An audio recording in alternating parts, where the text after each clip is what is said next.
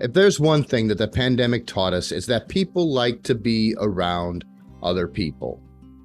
Now, those that were forced into lockdown and quarantine situations who weren't able to work from home and actually communicate with people on the outside world on a regular basis struggled because they missed that one element in their life that really keeps us all sane, and that's human interaction. Now, the same can be said about the customer experience and when you're using chatbots or other automations in your customer support. You simply cannot give your customers an exceptional experience by throwing chatbots and artificial intelligence at them to replace a live person when they have a serious or more complex issue. They want that human touch to feel reassurance. Now, sure, they seemed like a great idea in the beginning as a way to streamline the customer experience and to cut costs. But was it really just a wolf in sheep's clothing? Now, I remember a lot of support directors that I talked to before the pandemic that were rubbing their hands together thinking that if they use a chatbot to take care of the customer support needs, then they could save money in their budget and look like a hero to the suits upstairs. And all they did was end up taking up more of the customer's time to get their way back to a live agent. And now we're seeing how chatbots are on a steady decline. Yet there are a lot of companies out there still holding onto them, trying desperately to make them work. Now, chatbots can have their place, certainly, when used to augment, not replace live agents. But if you're using chatbots as the main foundation for your customer support or thinking about it, you'll want to listen to this episode because it might not be the chatbot itself, but what the chatbot represents that could end up driving your customers away. Stick around.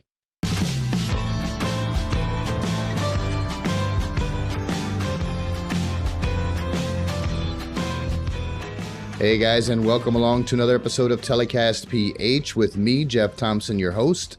Thank you very much for joining. Before we begin today, I'd like to give a shout out to the sponsor of this podcast, Telework PH Outsourcing Solutions, Inc. We build your team, your customers get the benefit. To find out more, just hop on over to www.teleworkph.com, or you can hit me up on LinkedIn, just search Jeff Thompson. Right, so today we're talking about chatbots in the customer experience, specifically chatbots versus live agents. So let's first take a quick look at what the actual function of the chatbot is. Now, customer service chatbots are supposed to be designed to decrease talk time and provide faster solutions. Okay, and there are two ways in which a support department can use a chatbot. One is to simply collect a few bits of vital information prior to the interaction with the support agent.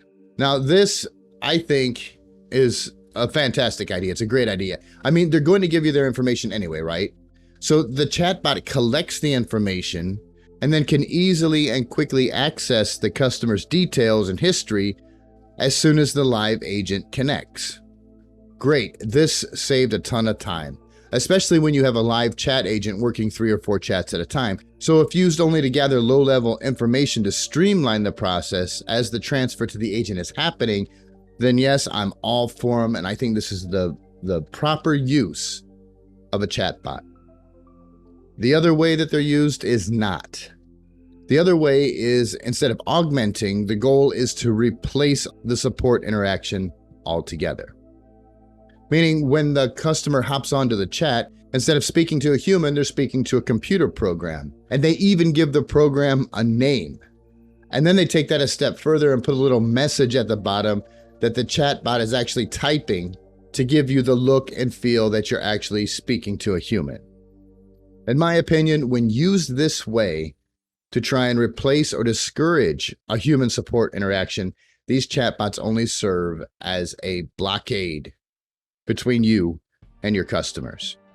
Now, statistically speaking, out of all the support channels, live chat is by far a favorite among customers to report their issues and get them fixed. In fact, 52% of US customers and 49% of UK-based customers prefer live chats with customer support over any other communication channels.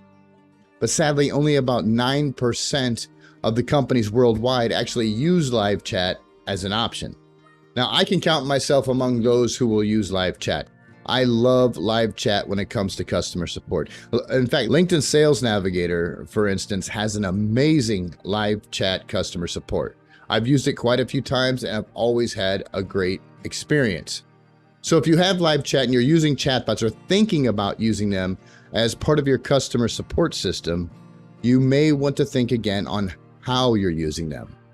It's really no secret that one of the biggest issues when it comes to customer support or customer service is the gap in communication and understanding. So do chatbots really close that gap, or do they just make it wider? Well, let me ask you this. Would you replace your sales team with chatbots and complete automation? Now, sure, you might have some sort of lead generation or using automation to collect details, but when it comes down to actually making the sale, to connecting with the potential customer, no artificial intelligence is going to be able to read their reactions, their tone of voice, or how they shift themselves when they're uncomfortable, and immediately be able to focus on what their pain points are. Everyone knows no matter what, a human interaction is superior here. Sometimes a sales call has to get creative, just like with finances. I mean, would you trust AI enough to handle all of your finances for you? Probably not. Then I have to ask you, why would you decide after making that sale, getting the credit card information, that all of a sudden a chatbot is able to take care of all of their needs and give them an excellent experience? Are your customers ready for that? Do they want that? Just have a look at what Meta is experiencing right now. So we got to keep in mind that our customers are not robots. They are humans with human emotions and should be treated as such. Now, it would be really great if, and I believe that I'm showing my age here, if it were like the Jetsons, where you could push a button and like your meal would come out exactly how you want it, or you could speak to a robot and it could intelligently answer you back. But that level of AI is quite a ways off, or at least I hope it is. I mean, I've been reading about this predictive AI that'll be able to, based on data, tell us what the customer will want or ask before they want or ask it. Now, this may be super cool, but again, I'll ask, are your customers ready for it? Do they want it? When a customer has an issue, there's nothing in the world that beats a live human on the other end of the chat. There was a study published in Forbes pre-pandemic that showed nearly 50% of UK respondents and around 60% of the US respondents said they preferred a live person over a chatbot. And I happen to be one of them. I won't talk to a chatbot. I mean, I even have to repeat myself to Alexa several times to get the right information. Now, like I said, that study was done pre-pandemic, and the pandemic changed a lot of the way people behave. Let's take a look at the reality of chatbots. Chatbots live in a limited space. They have limited data available to them. Basically, a chatbot can get confused, especially if they're trying to pick out different keywords, just like Alexa. Different people use different words to describe things, and it can lead to even more frustration. Also, because of these limits, chatbots can plunge the customer into an infinite loop and they start running around in circles, and your chatbot just keeps coming back. I'm sorry, I didn't get that. Can you repeat it? I'm sorry, I don't understand. Please try another option. And they've exhausted all of their options. This is just about that time when they start shaking that soda bottle and the customer is just getting more and more upset and more angry and more ready to just click over to your competitor, and worse yet, click over to their credit card and cancel their subscription. Now, if I think back, it's not a particularly new technology. Remember how much IVRs infuriated people? So I don't understand why it is they just decided to take that to the next level when today's customers actually find it easier to simply send a tweet than to go through the whole support queue. It just seems to me that some companies are not in touch with what their customers actually want. They're only focused on what they want to give them. And if it all comes down to trying to save money, what is it I always keep saying? If you're going to cut corners in your customer experience, then you are on the way to failure. Now, I don't see an issue with if somebody comes into your live chat and they want to ask a question or two, perhaps the live agent can direct them to a self-service portal where they can enter their issue or they can enter their question and see if there's an article that will help them, with their resolution for simple things. And this is especially great for like routine walkthroughs. But when you have a complex issue that requires critical thinking, sending your customer into this infinite loop, and then after 6 or 7 times of trying to go through and say, no, this did not solve my issue. No, this did not solve my issue. Please let me speak to a live agent. And then putting them on hold after they've already spent all that time in your chatbot loop is a great way to show your customer that you really don't value their time. And that's what the chatbot will represent. The trend these days is instant speed. You want to get your customers connected with someone who can solve their problem as fast as possible and then get that problem or that issue resolved. And that's giving a great customer experience. But there are those out there that shrug it off and say that it's not cost effective. And I'm here to tell you that losing customers is not cost effective, because there is nothing worse in the world than having a customer feel unappreciated, unimportant, and frustrated, and knowing they feel that way because it's cost effective. Not only that, losing customers who go away frustrated, who go away unhappy is definitely not cost effective, because the first place they're going to go to vent their frustrations is right to social media. I mean, just take a look at your own behaviors, especially when you're frustrated. You want to vent.